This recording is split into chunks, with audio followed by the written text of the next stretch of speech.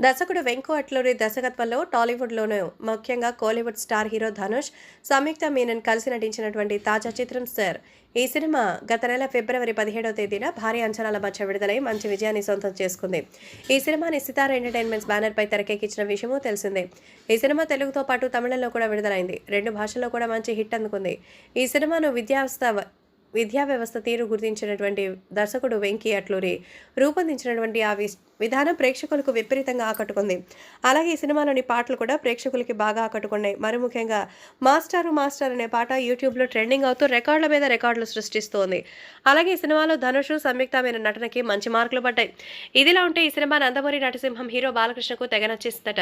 దర్శకుడు నాగవంశీ బాలయ్య కోసం సార్ ప్రత్యేకమైన షో వేశారు.